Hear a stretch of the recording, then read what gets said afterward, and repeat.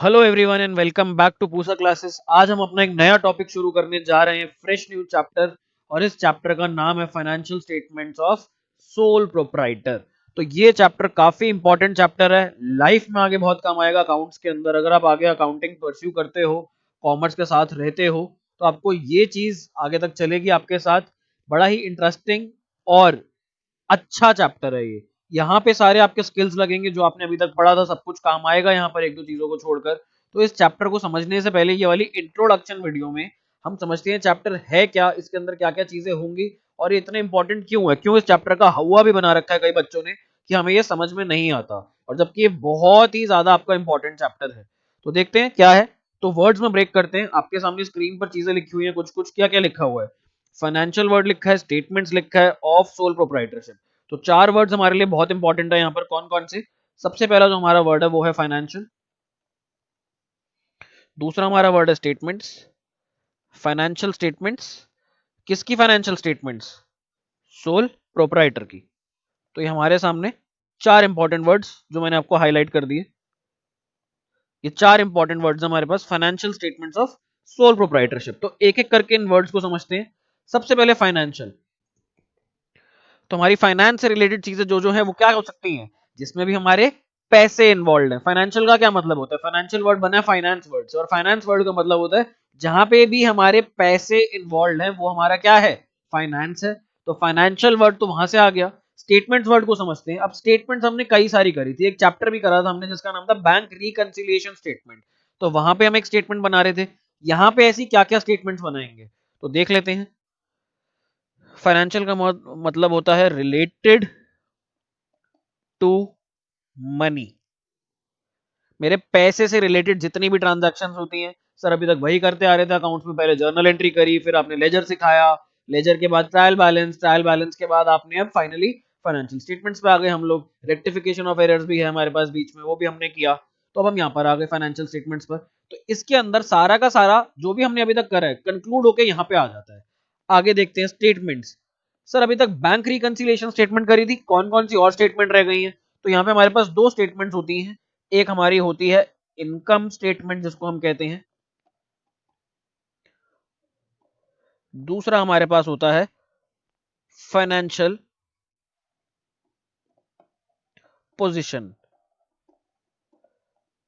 Income statement और financial statement या financial position कह लो इसको, जो दूसरी चीज होती है। दो तरीके की स्टेटमेंट बनती है हमारे पास। जो हमारी इनकम स्टेटमेंट होती है वो भी हमारी डिवाइडेड होती है दो चीजों में, तो वो सारा बताऊंगा। अब जो एक और चीज है उसका नाम है सोल प्रोप्राइटर। सोल प्रोप्राइटर कौन होता है? सोल प्रोप्राइटर होता है अकेला इंसान। आपने बिजनेस स्टडीज में पढ़ा होगा ये। सोल प्रोप्राइटर होता है जब एक अकेला इंसान बिजनेस चलाता है। क्या कभी अकेला इंसान बिजनेस चला सकता है? कभी नहीं चला सकता। उसको डेटर्स, क्रेडिटर्स, सप्लायर्स, इन सबकी जरूरत पड़ती है। तो सोल प्रोप्राइटर का मतलब ये नहीं हुआ कि अकेला इंसान बिजनेस चला रहा है। सोल प्रोप्राइटर का मतलब होता है जब अकेले इंसान का पैसा लगा होता है बिजनेस में।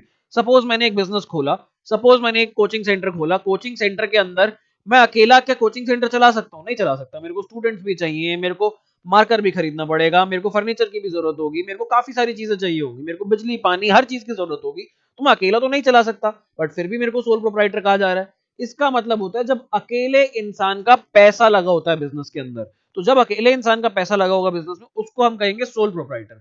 जब एक से ज्यादा लोगों का पैसा लगा होगा बिजनेस में उसको हम क्या कहेंगे? उसको हम कहेंगे पार्टनरशिप या फिर कंपनी। अब ये आपका जो पार्टनरशिप और कंपनी अकाउंटिंग है ये आपका क्लास 12th में है। 11th क्लास में हमारे पास सिर्फ सोल प्रोप्राइटर है, यानी कि अकेले इंसान का जब पैसा लगा हुआ तो अकाउंटिंग कैसे करी जाएगी, उसके फाइनल अकाउंट्स कैसे बनाए जाएंगे। ये फाइनेंशियल स्टेटमेंट्स वाले चैप्टर को बड़े फेमस नाम से भी जाना जाता है जिसका नाम है फाइनल अकाउंट्स। तो पहला चैप्टर आपका विदाउट एडजस्टमेंट है, इसके बाद जो कैरी फॉरवर्ड होगा वो विद एडजस्टमेंट है। तो हम अकॉर्डिंगली करेंगे, पहले हम विदाउट एडजस्टमेंट करेंगे फिर हम विद एडजस्टमेंट करेंगे। तो इसके अंदर समझ लेते हैं फ्लो कैसे बैठता है। अब आई होप आपको समझ में आ गया होगा। मनी से रिलेटेड सारी की सारी स्टेटमेंट जो हमारी बनेंगी दो, किसकी? सोल प्रोप्राइटर की। तो ये चैप्टर का नाम है हमारा। नाम आई गेस मैं आपको समझा पाया हूं पिछले कुछ 2-4 मिनट में। अब इसके अंदर देखते हैं होता क्या है। देखो मैं यहाँ पे ना दो चैप्टर्स की लिस्ट बना रहा हूं। सबसे पहला जर्नल, दूसरा हमारा लेजर, तीसरा हमारा trial balance, fourth is rectification and fifth हमारा फाइनेंशियल स्टेटमेंट्स। इसके अंदर विद और विदाउट दोनों एडजस्टमेंट जो हमारी होती है, फाइनेंशियल स्टेटमेंट्स हमारी with adjustment and without adjustment दोनों। ठीक है, यहां पे मैं एक लिस्ट बना रहा हूं। पहला अकाउंटिंग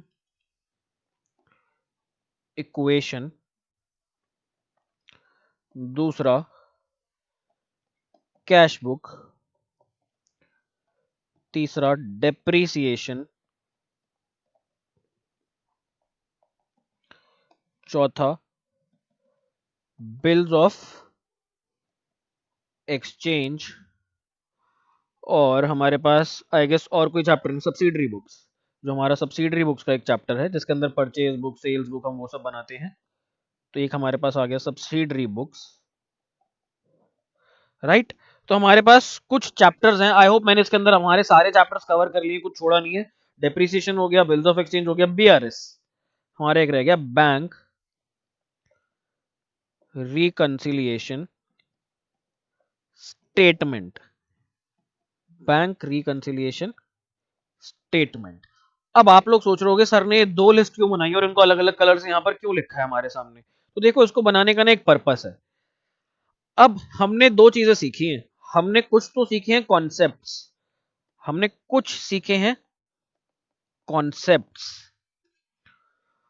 और यहां हमने सीखी है, इधर हमने अगर मैं कहूं तो हमने यहां पे सीखी है अकाउंटिंग।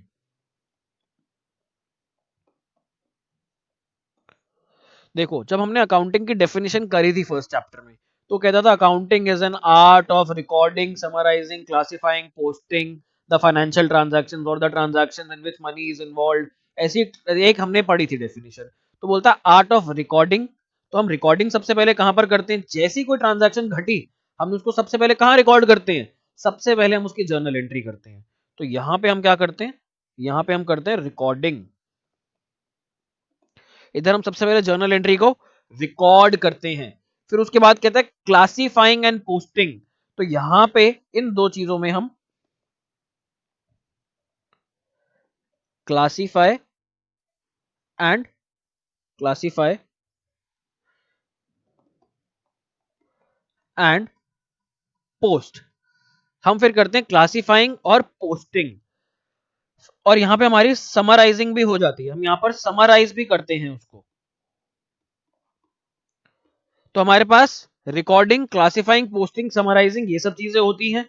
ये करने के बाद हम अपने अकाउंटिंग को कहते हैं कि हमारी अकाउंटिंग पूरी हो गई।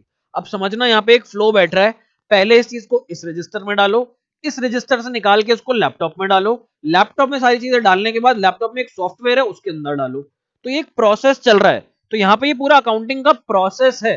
आपके जो स्क्रीन पर आपको लेफ्ट साइड पे दिख रहा है, जहां पे मैंने हेडिंग डाली हुई है accounting, journal, ledger, trial balance, rectification, financial statements, ये एक फ्लो बन रहा है। तो सबसे पहले हमारे जो सीक्वेंस होती है जर्नल, उसके बाद हमारा बनता है लेजर, फिर हमारा बनता है ट्रायल बैलेंस, फिर हम ट्रायल बैलेंस में देखते हैं कुछ गड़बड़ तो नहीं हुई, कुछ गड़बड़ हुई होती है तो हम उसकी करते हैं रेक्टिफिकेशन, और उसके बाद हम लोग बनाते हैं फाइनेंशियल स्टेटमेंट्स। ये ऐसे हमारा फ्लो चलता है। तो फ्लो जब अकाउंटेंट बनाएगा, अकाउंटेंट के पास सामने ट्रांजैक्शन आई, अकाउंटेंट कहेगा वेट, सबसे पहले मैं इसको जर्नल एंट्री में डाल देता हूं। अकाउंटेंट ने उसकी जर्नल एंट्री कर दी। जब मंथ एंड आया, तो जिस दिन ट्रांजैक्शन हुई थी उसने उस दिन जर्नल एंट्री करी। मंथ एंड आने पे उसने कहा मंथ खत्म हो गया है, तो मैं एक काम करता हूँ, सारी की सारी जर्नल ट्रांजैक्शंस को कहां पे पोस्ट कर देता हूँ, मैं लेजर में पोस्ट कर देता हूँ।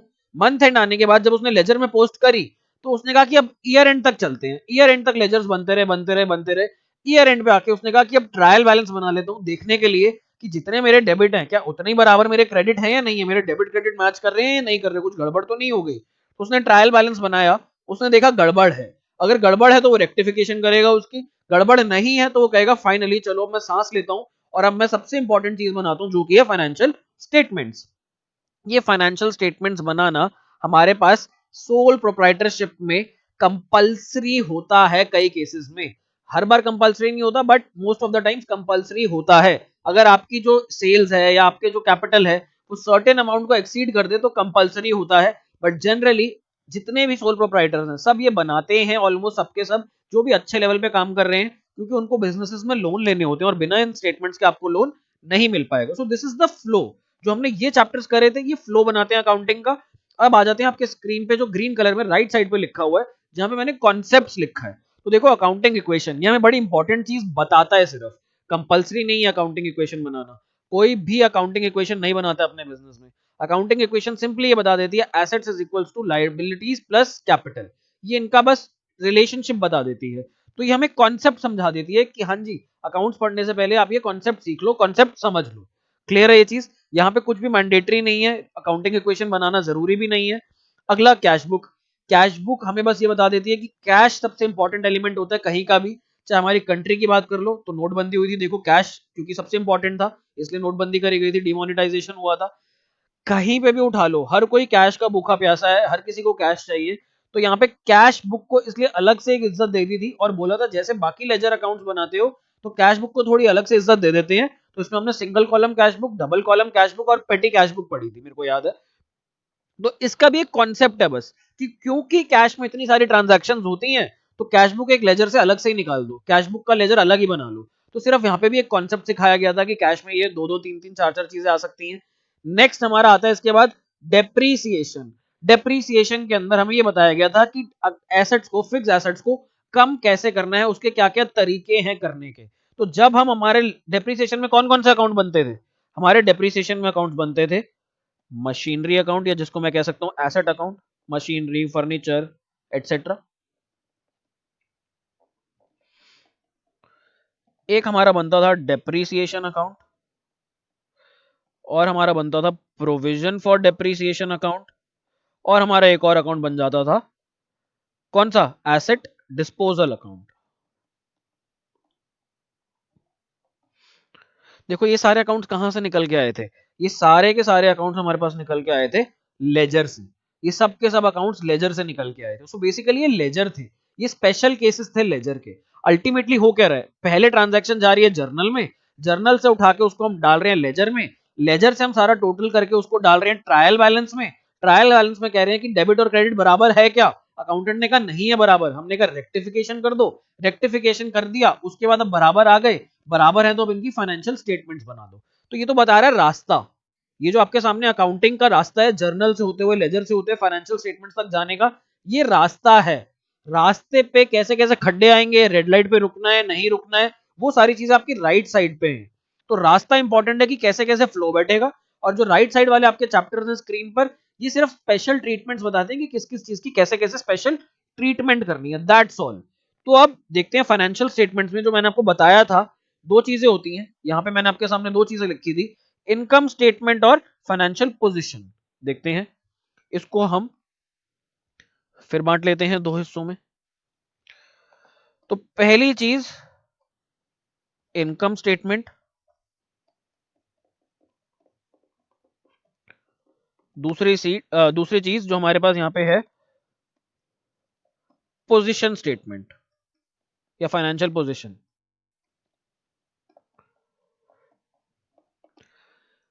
This is popularly known as, इसका जो पॉपुलर नाम है, मार्केट में फेमस नाम है इनकम स्टेटमेंट का, वो है ट्रेडिंग एंड पीएनएल अकाउंट। और इसका जो मार्केट में फेमस नाम है, इसका मार्केट में फेमस नाम है बैलेंस शीट। ठीक है जी। अब एक बच्चे ने पूछा सर ये दोनों चीजें क्या हैं, क्यों हैं, अलग अलग क्यों हैं, एक ही से काम क्यों नहीं चलता, सब बताओ। मैंने कहा मैं सब बताता हूं, तो सुनो मेरी बात। होता क्या है, हमारे पास अकाउंटिंग के अंदर हमने सबसे पहले चैप्टर में हमारे कॉन्सेप्ट्स, कन्वेंशंस, असम्पशंस ये सब सीखी थी। तो उसके अंदर हमारा एक कॉन्सेप्ट था going concern concept. Going concern concept कहता था कि बिजनेस में गो ऑन फॉर एवर, भाई उसके ओनर्स या मालिक, उसके जिन्होंने पैसा लगाया हो वो जिंदा रहे या ना रहे, बट बिजनेस हमारा हमेशा के लिए चलना चाहिए, our business will go on forever. फिर हमारा एक कॉन्सेप्ट आया अकाउंटिंग पीरियड कॉन्सेप्ट। तो दो कॉन्सेप्ट इस्तेमाल हो रहे हैं यहां पर मेरे, एक हमारा हो रहा है गोइंग कंसर्न, कि भाई हमेशा के लिए बिजनेस चलता रहे, प्लस दूसरा मेरा जो यहां पे यूज हो रहा है वो हो रहा है हमारा अकाउंटिंग पीरियड।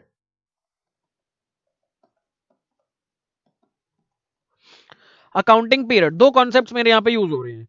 तो गोइंग कंसर्न कहता है हमेशा के लिए बिजनेस चलता रहे, अकाउंटिंग पीरियड कहता है ठीक है थम जाओ, हमेशा के लिए बिजनेस चल रहा है, कहीं नहीं जा रहा, कोई नहीं भाग रहा बिजनेस से, पर इसकी अकाउंटिंग तो करो। तो अकाउंटिंग करने के लिए क्या करना पड़ेगा, पीरियड्स में डिवाइड करना पड़ेगा। तो जो सबसे इजी होता है हमारे लिए कि साल भर साल का पीरियड डिवाइड कर लो।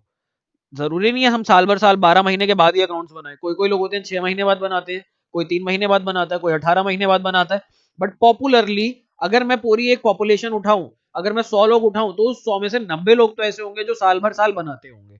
और वो साल भर साल उनकी डेट्स भी क्या रहती होंगी, उनकी डेट्स रहती होंगी 1 अप्रैल से लेकर के कब तक, 31 मार्च तक ये डेट्स रहती होंगी, उनका ये पीरियड रहता होगा 1 साल का। ये पीरियड हमारे यहाँ पे कितना है, ये हमारा पीरियड है 1 ईयर। 100 में से 90 लोग तो ये बनाते होंगे। बच्चे एग्री करते हैं मेरे साथ, बिल्कुल करते हैं, सबको पता ही है ये चीज बहुत कॉमन चीज है, कोई नई बात तो बता नहीं रहा। अब जब हमें हर साल भर साल बनाने ही है अकाउंट्स, तो साल भर साल बनाने से क्या बनाना है हमें, अल्टीमेटली फाइनेंशियल स्टेटमेंट्स बनानी है। जर्नल एंट्रीज तो हम डेली कर रहे हैं, लेजर में पोस्टिंग तो हम मंथली भी कर रहे हैं, डेली भी कर रहे हैं। ट्रायल बैलेंस हमारा साल के अंत में बन रहा है। अंत में इसलिए बन रहा है क्योंकि इससे पहले कि हम फाइनल रिजल्ट बनाएं, उससे पहले रॉ एक चेक कर लो कि क्या हमारे पास चीजें हैं या नहीं है सही। तो हमने रॉ चेक कर लिया ट्रायल बैलेंस में, ट्रायल बैलेंस भी मैंडेटरी नहीं है, बट फाइनेंशियल स्टेटमेंट्स कई केसेस में मैंडेटरी है। तो फाइनेंशियल स्टेटमेंट्स बनाने से पहले ट्रायल बैलेंस में हम लोग करते हैं रिहर्सल कि क्या हमारे मैच कर रही हैं चीजें, क्या साल भर में हमने चीजें सही करी हैं या नहीं करी हैं। अगर उस रिहर्सल में गड़बड़ होती है तो हम रेक्टिफिकेशन करते हैं, रेक्टिफिकेशन करने के बाद वापस हम ट्रायल बैलेंस पे आते हैं कि चलो हमने सही कर लिया इसको, अब फाइनली फाइनेंशियल स्टेटमेंट्स बना लो। तो अब गोइंग कंसर्न के हिसाब से अगर हम बिजनेस चलाते रहते तो अकाउंटिंग कब करें। इसलिए अकाउंटिंग के लिए अकाउंटिंग पीरियड कॉन्सेप्ट आया, जो बोला पीरियड में बांट दो। अब हमने पीरियड में बांट दिया 1 साल के। अब सर एंड में ट्रेडिंग एंड पेनल अकाउंट और बैलेंस शीट क्या क्या बताते हैं। तो देखो ये क्या क्या बताते हैं, ये बताता है मेरे को प्रॉफिट या फिर loss earned during the year, साल भर में कितना प्रॉफिट या लॉस कमाया। बैलेंस शीट मेरे को क्या बताती है, बैलेंस शीट मुझे बताती है statement of assets and liabilities since starting of business, statements of assets and liability since starting of business. तो देखो एक को हम कह रहे हैं इनकम स्टेटमेंट, एक को हम कह रहे हैं पोजीशन स्टेटमेंट। तो इनकम स्टेटमेंट हमें बताती है उस साल में हमने कितनी इनकम कमाई, पोजीशन स्टेटमेंट हमें बताती है उस साल के अंत में, उस साल के एंड में हमारी पोजीशन क्या है।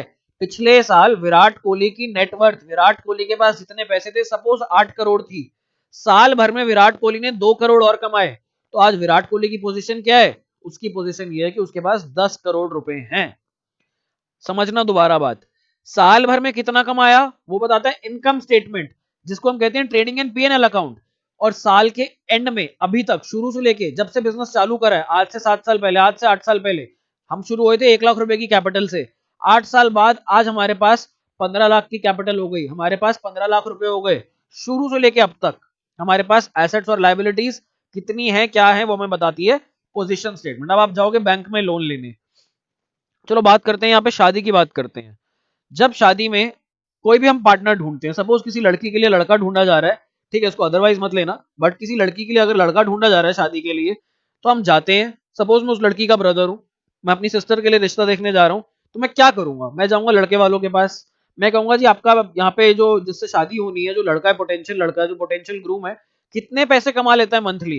उन्होंने कहा यार ये तो मंथली 2 लाख रुपए कमा लेता है। मैं बहुत खुश, मैंने कहा 2 लाख रुपए अच्छी फाइनेंशियल है यहाँ पे, मतलब यानी कि यहाँ पे महीने के अच्छे पैसे कमाए जा रहे हैं, मेरी बहन का ध्यान रखा जाएगा, महीने में कोई दिक्कत आएगी नहीं।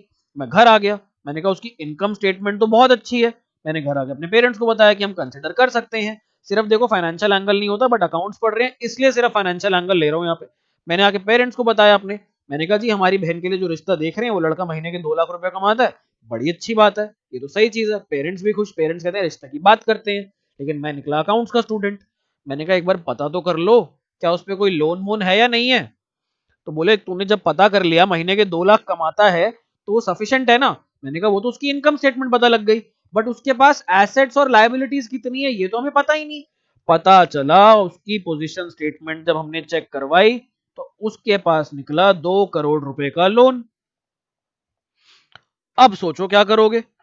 अब क्या करोगे, उसके पास 2 करोड़ रुपए का लोन पड़ा है। अब क्या मेरे को वहां पे शादी करवानी चाहिए अपनी सिस्टर की? आधे से ज्यादा स्टूडेंट्स का आंसर होगा सर नो।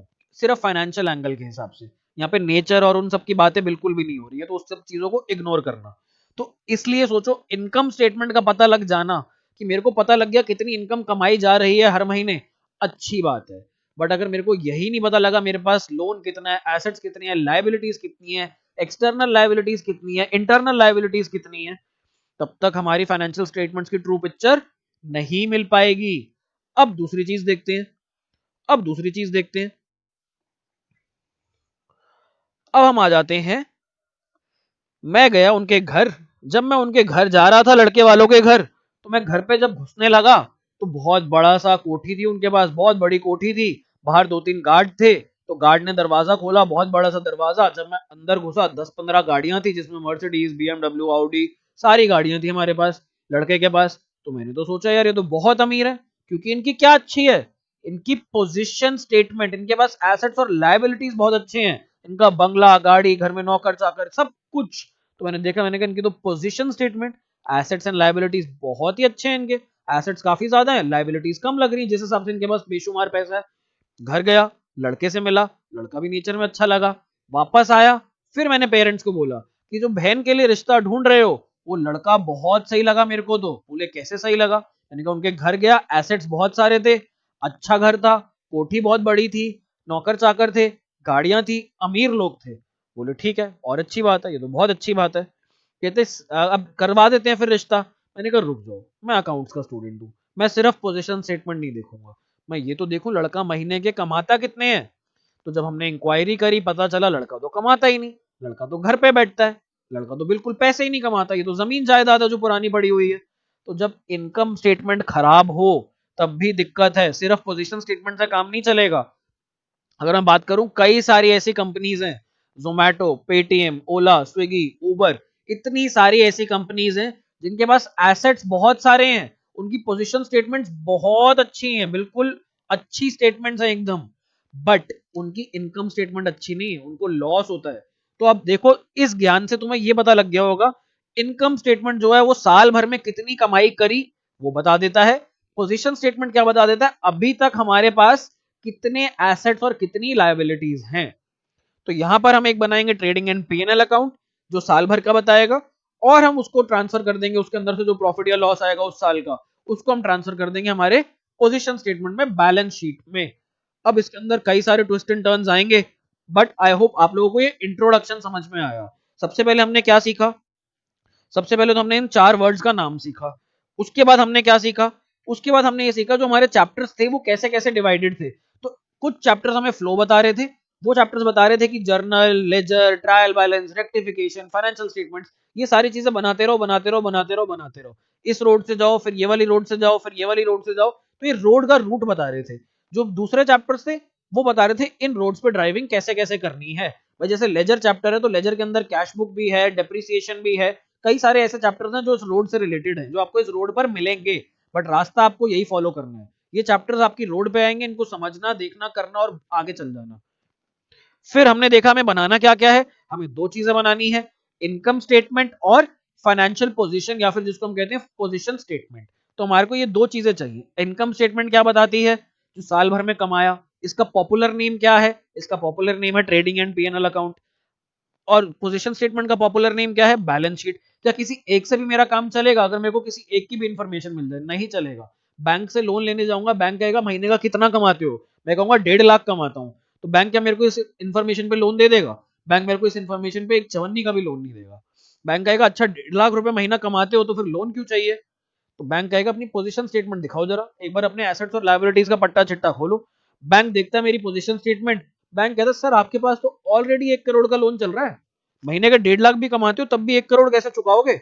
बैंक कहेगा हम आपको लोन नहीं देंगे, आपकी पोजीशन स्टेटमेंट खराब है।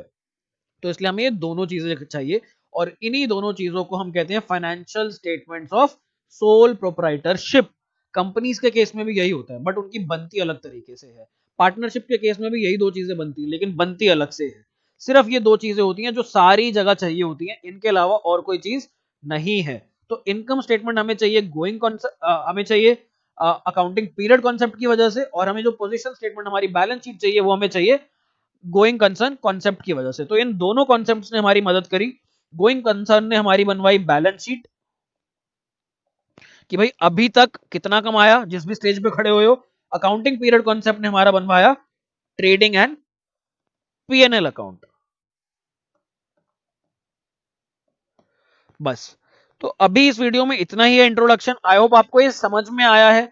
कई सारे बच्चों को ये सब इंफॉर्मेशन बताई नहीं जाती है, सीधा इनको फॉर्मेट दे दिया जाता है और बोला अगर ट्रायल बैलेंस में ये चीज हो तो इसको यहाँ पोस्ट कर देना, नहीं तो इसको बैलेंस शीट में पोस्ट कर देना। मैंने आपको ये जो ज्ञान दिया है ये आपके बिल्कुल काम आएगा, आगे जाके भी काम आएगा। ये बेसिक्स समझने के काम आएगा आपको इस चैप्टर के। So I hope you understood it. See you in the next video. हम लोग अपने क्वेश्चन शुरू करेंगे। क्वेश्चन शुरू करने से पहले हम लोग इनके फॉर्मेट समझेंगे, उसके बाद हम इसके बेसिक क्वेश्चंस करेंगे एंड चलते चलते चलते चलते हम अपना लेवल इंक्रीज करेंगे। और इस चैप्टर के काफी सारे क्वेश्चंस, काफी सारी एडजस्टमेंट्स हैं। मैं कोशिश करूंगा आपको सारी करवा दूं, बट जितनी भी करवा पाऊंगा मैं आपको ऑलमोस्ट 95% तो करवा ही दूंगा। और हमारी इसकी प्रैक्टिस वीडियोस भी आती रहेंगी। So keep watching, keep learning, stay tuned and bye bye, take care.